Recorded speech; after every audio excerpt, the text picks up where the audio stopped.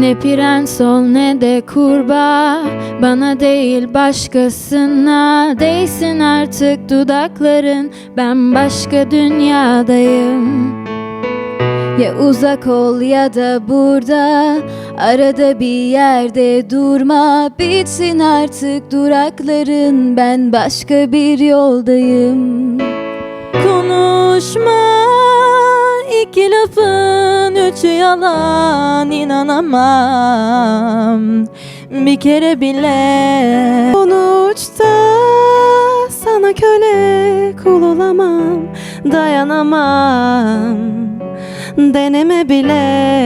Uçuyorsun daldan dala, kaçıyorsun ondan bana. Bir sakin ol, biraz rahat olsana sen.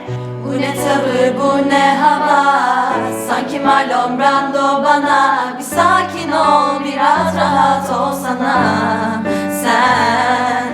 Bir sakin ol, biraz rahat